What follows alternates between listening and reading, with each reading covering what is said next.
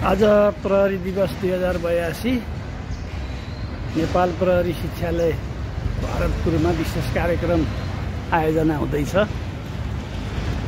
यो प्रहरी शिक्षालयको भरतपुरको प्रशासनिक भवन हो। अब हामी औपचारिक कार्यक्रमतर्फ जाने म यहाँहरूलाई ध्यान आकर्षण गर्न चाहन्छु।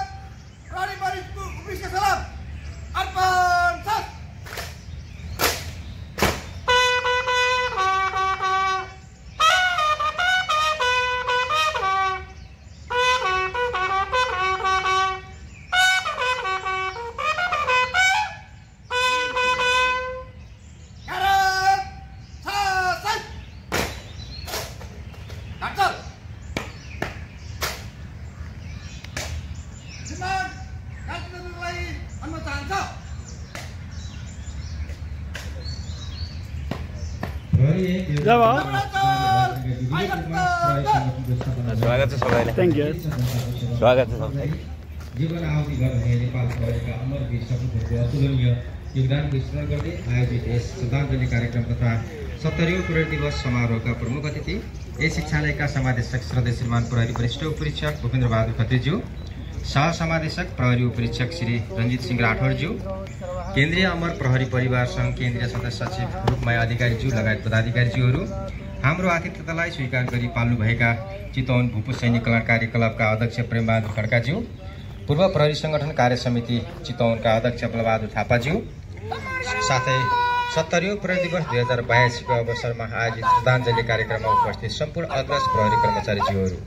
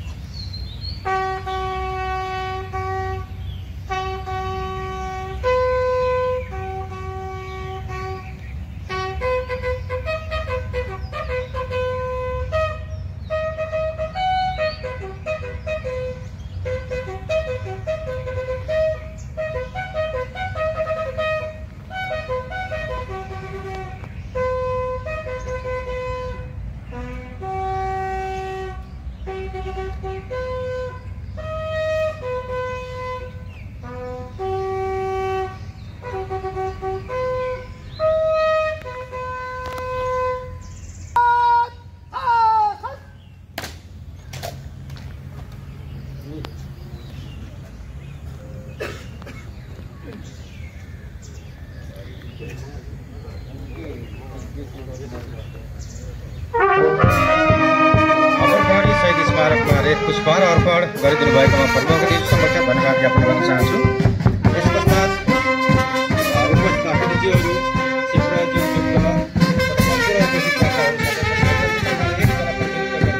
अमर प्रहरी स्मारकमा माल्यार्पण गर्ने कार्यक्रममा सबैजनालाई लाइनबद्ध भएर पुष्पगुच्छ अर्पण गरिदिन अनुरोध गर्दछु।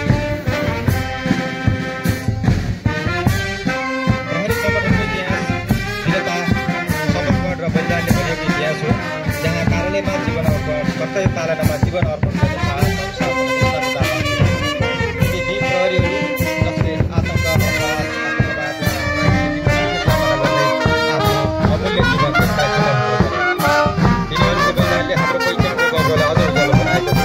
देश र जनताको सुरक्षाको लागि आफ्नो अमूल्य जीवन अर्पण गर्ने ती वीर अमर प्रहरीहरू हाम्रो गौरव हो। उनीहरूको नाम केवल स्मृतिमा होइन, देशको शान्ति र सुरक्षाको जगमा सदैव अंकित रहिरहनेछ।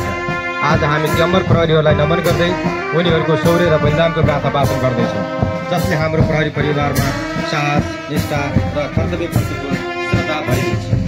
देशको हरेक कुरामा कर्तव्यको पवित्र मञ्चमा उनीहरूले देखाएको उदाहरणहरू हाम्रो प्रेरणा हो। प्रहरीको पहिचान केवल प्रति होइन, यो त त्यो आत्मा हो जसले जनताको शान्तिको निम्ति आफ्नो जीवन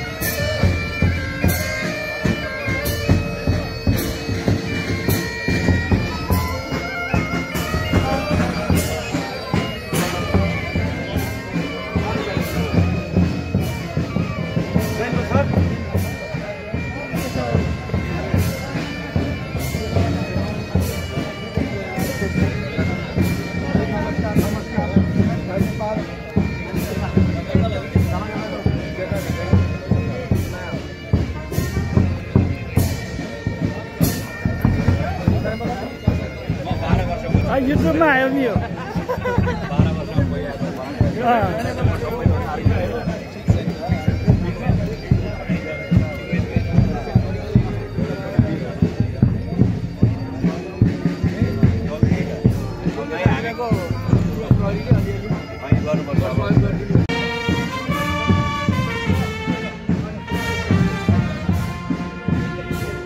आज प्रहरी दिवस 2082 असोज 31 गते मनाउने गरिन्छ। फेरि आज यहाँ असही बेसिकको पास आउट कार्यक्रम पनि तयारी रहेछ।